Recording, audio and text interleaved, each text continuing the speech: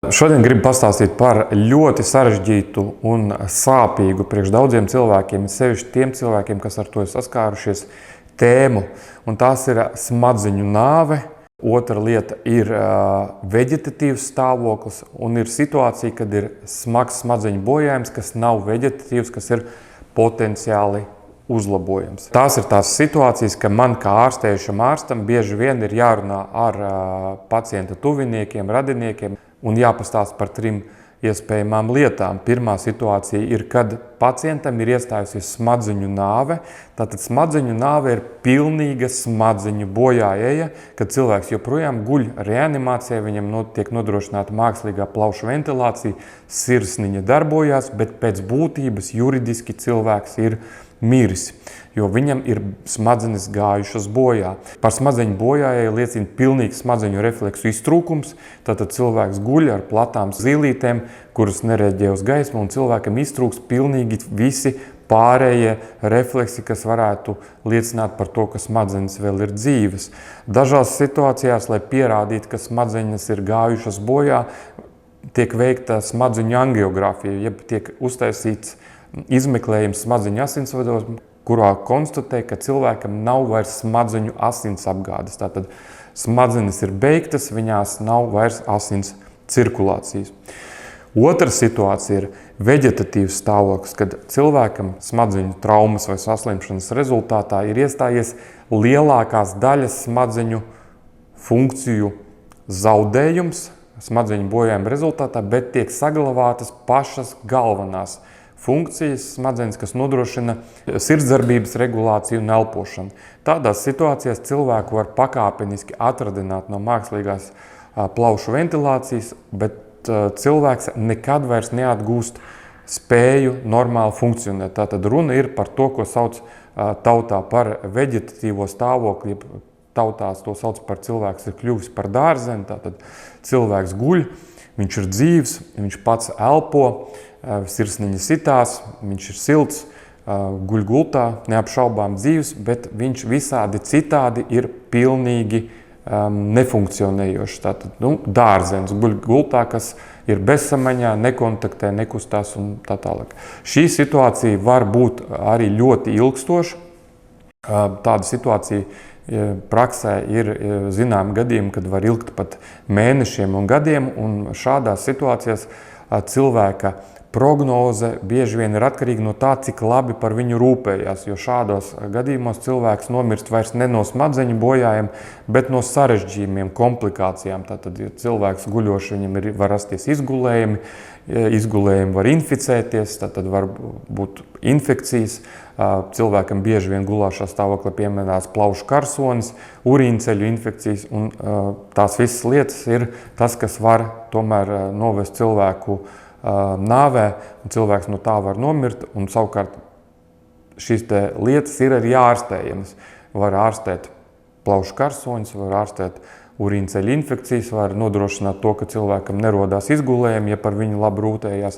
Un tātad šo stāvokli, veģetatīvo stāvokli var vilkt garumā, neierobežot ilgu laiku. Bieži vien radiniekiem ir ļoti grūti saprast, jo dažādu meksikāņu seriālu un citu filmu iespaidā var rasties iespējas, ka mēdz būt situācijas, kad cilvēks ilgstoši guļ bezsamaņā, un kādā vienā jaukā dienā viņš atver acis un ir atgriezies normālā dzīvē un nesaprot, kas notiek, un ir pagājuši varbūt gads vai 2, bet viņš kļūst normāls cilvēks. Praksē jāsaka, ka tas ir praktiski nereāli. Tādas situācijas ir tikai filmās. Taču nedrīkst šo situāciju jaukt ar trešo situāciju, kad cilvēks patiešām ir ļoti smagā stāvoklī, traumas vai smadzeņu saslimšanas rezultātā, bet lielākā daļa smadzeņu funkciju ir saglabātas. Un tāds cilvēks var pakāpeniski, viņa stāvoklis var pakāpeniski uzlaboties, lai arī pašā sākumā tas izskatās ļoti līdzīgi pirmām 2 situācijām. Cilvēks guļ reanimācijā, cilvēkam tiek nodrošināta mākslīgā plaušu ventilācija, sirsniņa sitās, urīns izdalās, viss notiek, bet viņš pakāpeniski stāvoklis uzlabojās, viņš nāk pakāpeniski pie samaņas. Starp citu, nākšana pie samaņas nekad vai praktiski nekad nav tāda kā filmās, ka cilvēks pēkšņi atver acis un ir pie pilnas samaņas.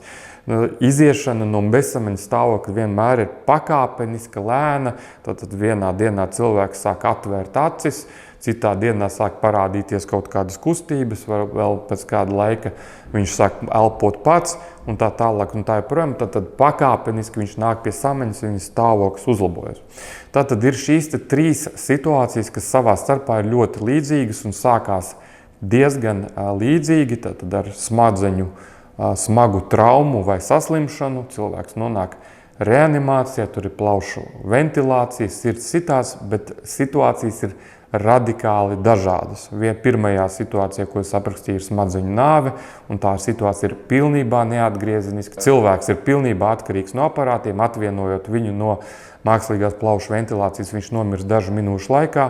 Otrā situācija ir, kad cilvēkam ir zaudēta lielākā daļa smadzeņu funkciju neatgriezeniski, kas nozīmē, ka viņš visu mūžu, cik tas mūžs garš, varbūt to mēs nezinām, būs pilnībā atkarīgs no kopšanas, gulošā stāvoklī, bezsamaņā, nekontaktējams. Un trešā situācija ir, kad cilvēkam tomēr lielākā daļa smadzeņu funkciju ir saglabātas, un viņam ir potenciāls atgūt tādu vai citādu dzīvi, kas, protams, lielākā daļā gadījumu ir ar sekām. Reti, kad no tik smagas situācijas cilvēks atjaunojas pilnībā tā, it kā nekas nebūtu bijis, bet daļā gadījumu, un arī manā praksē tādi ir bijuši, kur cilvēki ir ārstējušies mēnešiem un pat gadiem, un pāris gadus vēlāk tas cilvēks ir sasniedzis zināmu neatkarību. Ja? Tātad cilvēks var pat dzīvot kaut kādā savā zināmā līmenī, pat neatkarīgi un pats par sevi parūpēties. Un pirmajā gadījumā, kad pacientam ir smadzeņu nāve, kas pēc būtības juridiski nozīmē, ka cilvēks ir miris, bieži vien paceļās jautājums par orgānu izņemšanu, orgānu transplantācijai. Šis jautājums tiek uzdots tuviniekiem, radiniekiem, vai viņi pieļauj to vai nē. Cilvēkam Latvijā ir arī iespēja caur e-veselību iepriekš norādīt, vai viņš piekrītu tādai situācijai vai nē, ziedot savus orgānus citiem, ja viņš ir šādā situācijā nonācis.